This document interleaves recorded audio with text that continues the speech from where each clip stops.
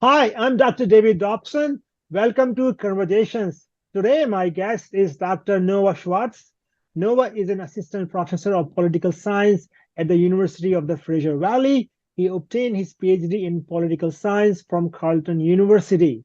His research focuses on gun control policies, advocacy groups, and social movements in Canada and the United States.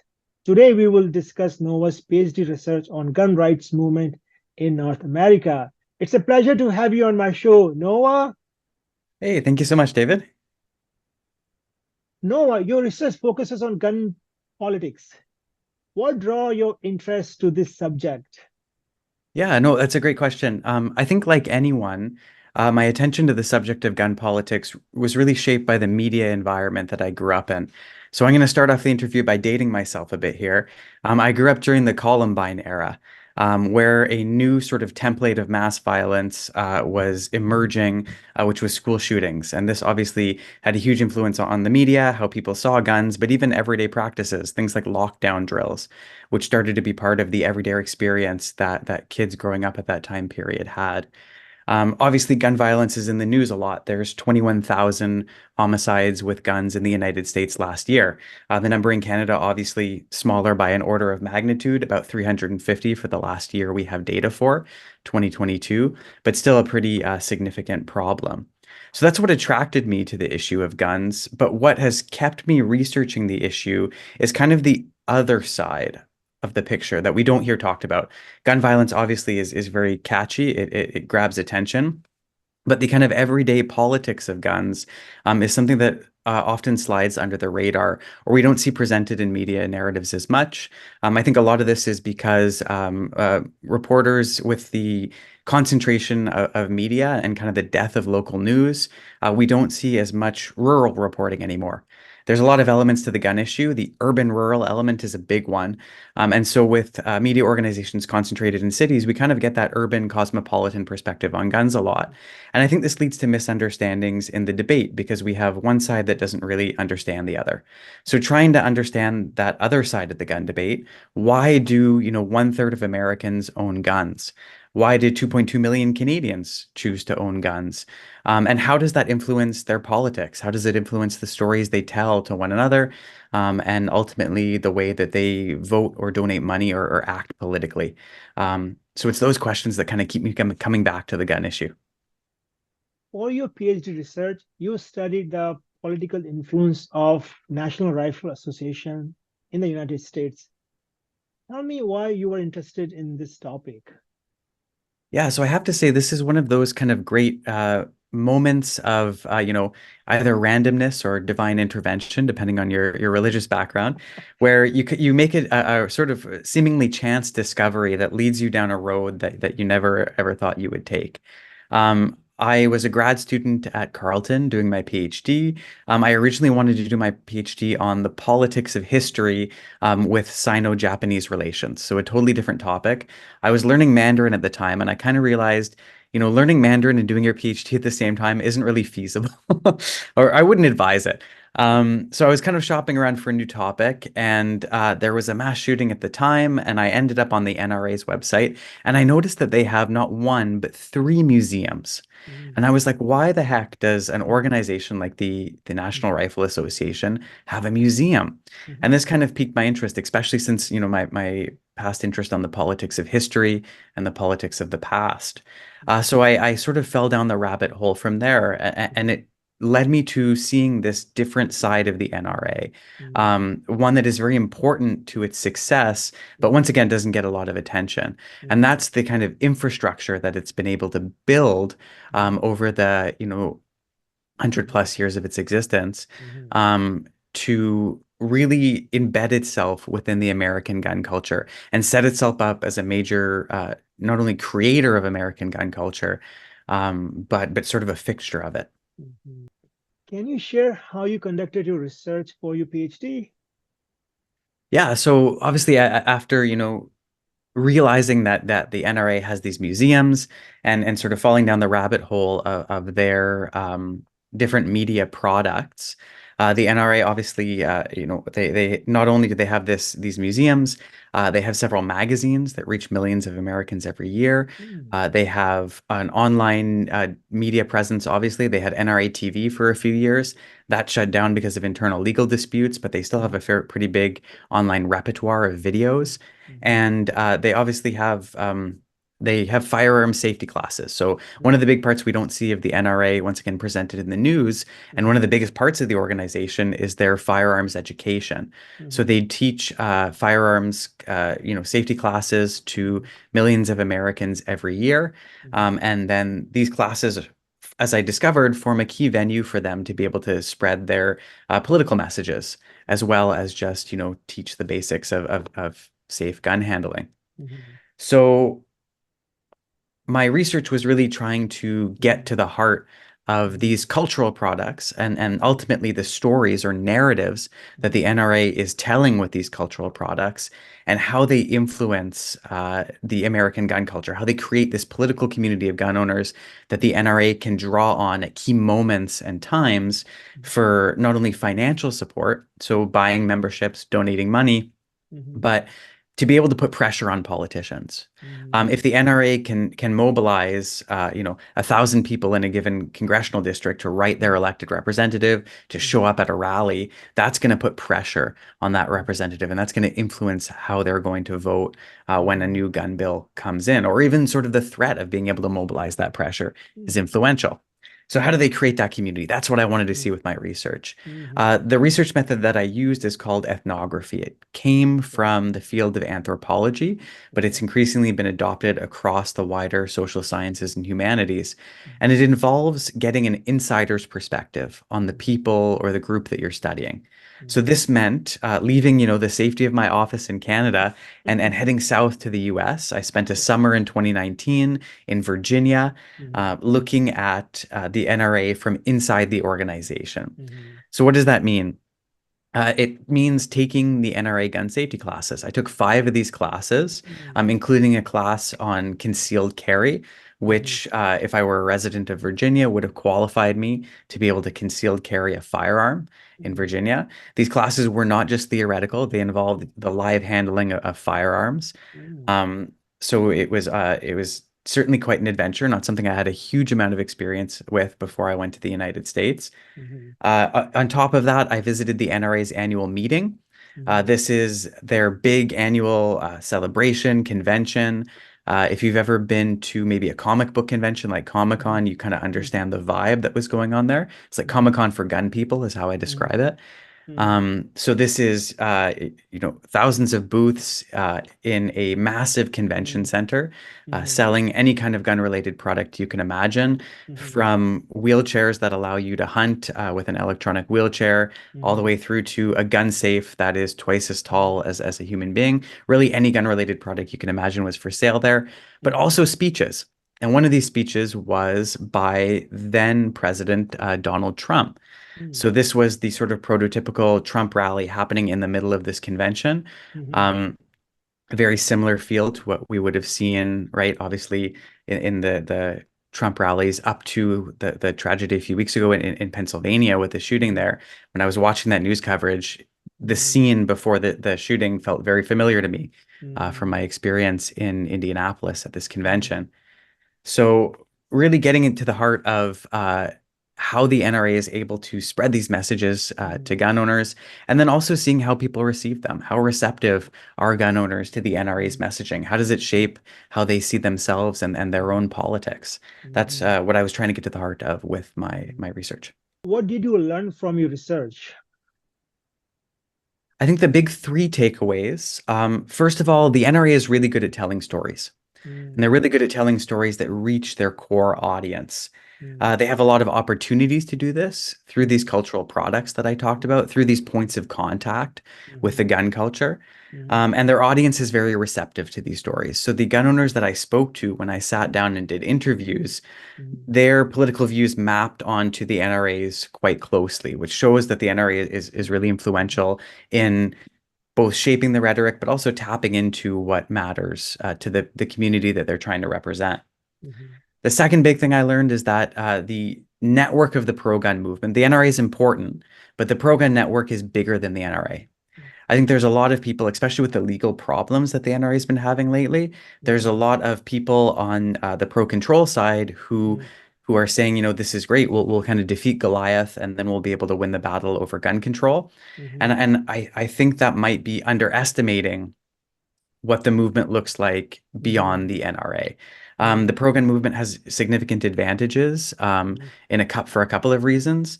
The first one is that they are connected to this community of gun owners. mhm, So these are people that have pre-existing social connections beyond just the NRA. They mhm, meet at gun ranges, at gun shows, through sporting organizations, hunting organizations, community groups. So there are these existing networks that lobby organizations can tap into. I often compare this to the evangelical movement. The mhm, evangelical movement's effective because they mhm, have access to this network of churches. So mhm, rather than having to send mass emails mhm, or social media posts and try to kind of reach people at random, they can very specifically contact these networks and rely on this group of motivated people that they can mhm, reach easily to come out and give money and donate. mhm, Um, the NRA has this through this network of ranges and gun clubs, which mhm, gives them a really big leg up. And another comparison might be to the civil rights movement in the United mhm, States, right? Where mhm, these networks of Black churches in the mhm, U.S. kind of mhm, served as the springboard to launch the civil rights movement. You, mhm, you have a pre-existing group of people that you can rally at key times and places. And then the third thing, which I think is interesting and also ties over to my research on Canada, is that gun ownership is often presented as a kind of asocial thing. mhm, And the scholar in the United States, David Yamane, who mhm, sort of spearheaded the sociological study of guns and gun owners, observe something different. And this is something that I observed in my research, that rather than kind of an antisocial or asocial activity, mhm, gun ownership is actually a normative activity and a social one.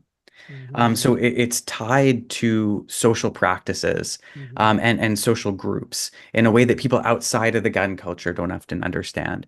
When people outside of the gun culture think about gun owners, there's kind of this stereotype of like the clinger, right? We heard mhm, Obama, for example, reference this during his mhm, presidency, these people that mhm, cling to guns and God. mhm, Um, and this clinger is often kind of seen as an antisocial figure. It's mhm, equated with, hypermasculinity or maybe mhm, with, people who are compensating for something. mhm, When in reality, the people who are clinging to their guns are also clinging to the social groups that those guns represent and the social mhm, connections.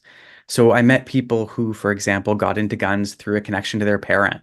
mhm, And hunting and sport shooting and things like this, the activities that guns allow them to partake in mhm, were a big part of that social connection between their parents. mhm, So when they're clinging to their guns, part of what they're clinging to is kind of that relationship. mhm, In the same way that people who are a part of shooting leagues or hunting organizations and stuff like this, guns make those social activities possible and those groups mhm, and those friendships possible. mhm, So I think that connection, how guns are embedded in social mhm, relationships, mhm, is something that is interesting for scholars to understand, mhm, but I think also kind of nuances the gun debate mhm, and mhm, leads discussions around compromise on guns, mhm, hopefully in more productive and mhm, less antagonistic directions. mhm, That's kind of the explicit political mhm, project that I'm undertaking, is kind of getting us away from the edges of the gun debate.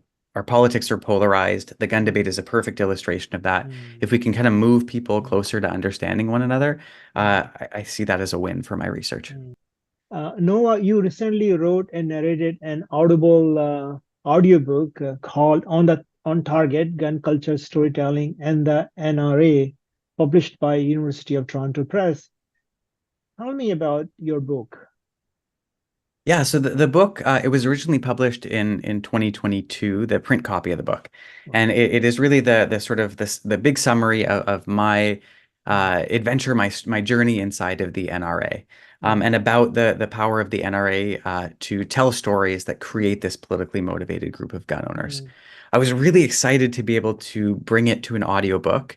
I mm. was very lucky. I have a very supportive acquisitions editor, Dan Quinlan, Okay. at UTP. And from the beginning, when I first pitched, like, this has to be an audiobook, he got really excited about it. He was like, yes, I agree. I've read it. This has to be an audiobook Yeah. because the book fundamentally is about stories. Yeah. It's about the NRA's ability to tell stories, but it's also about the stories of the people I met, right? Any Mm, good story is a mhm, journey, right? Think mhm, about the good stories that we know, the enduring stories, The mhm. Lord of the Rings, Yeah, Star Wars, right? These are all yeah. journeys.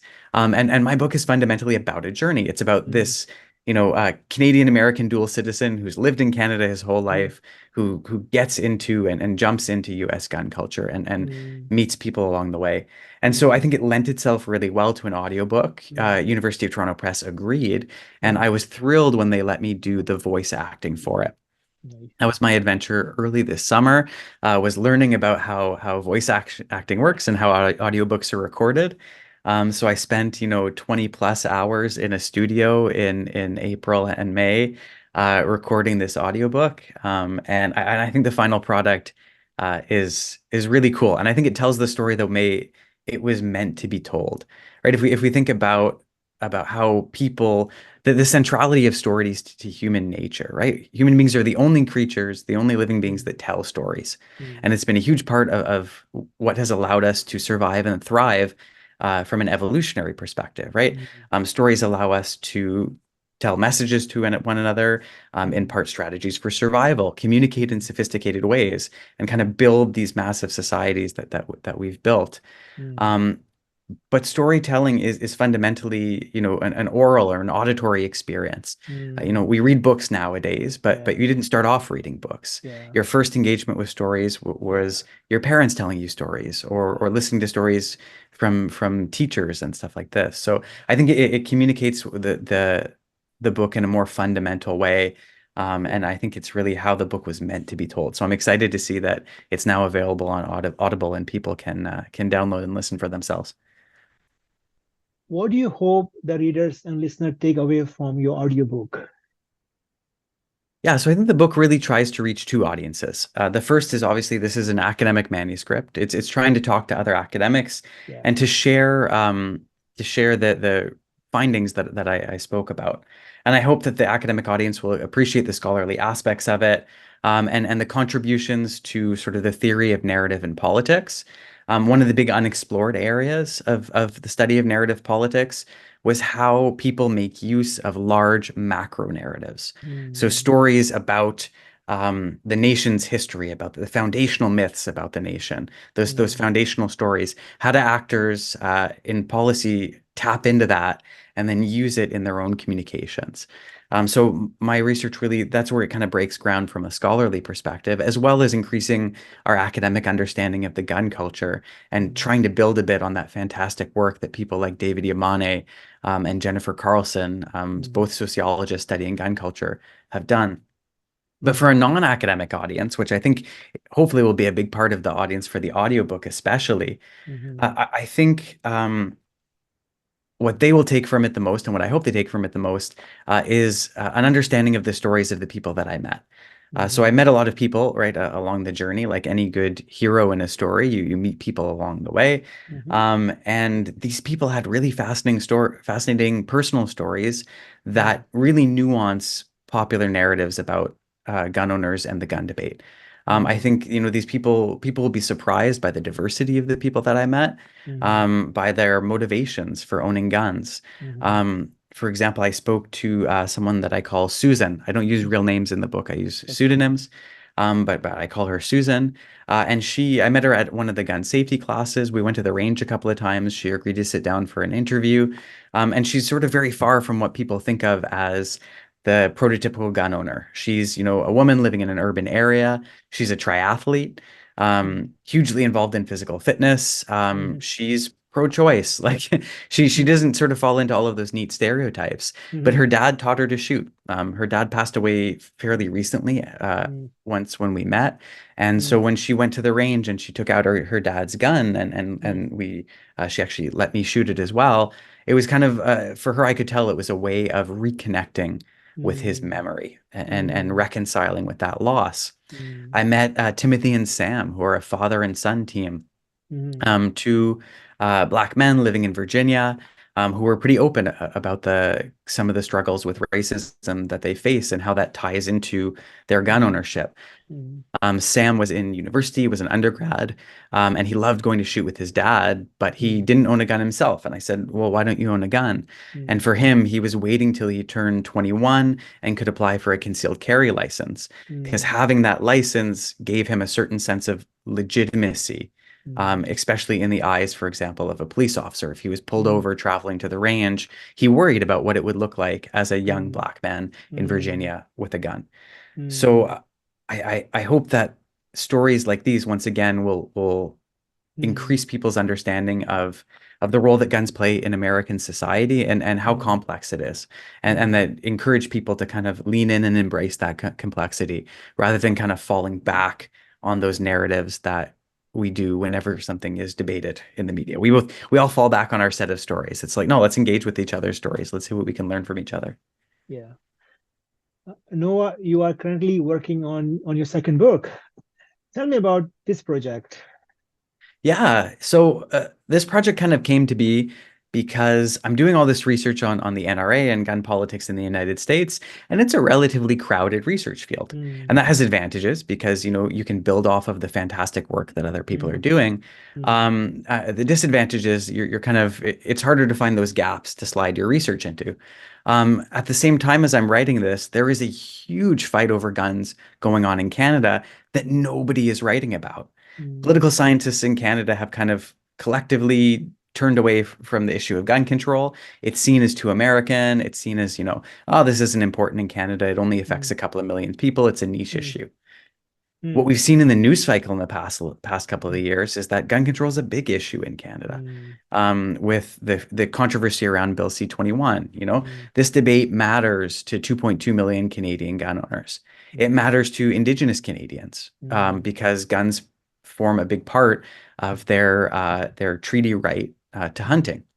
mm, It matters to Canadians concerned about public safety, to mm, people in downtown Toronto who are worried about the rise in shootings, to mm, people in Langley and Surrey and mm, the Lower Mainland who are worried mm, about the shootings that are happening in their backyard and or in their mm, in their neighborhood.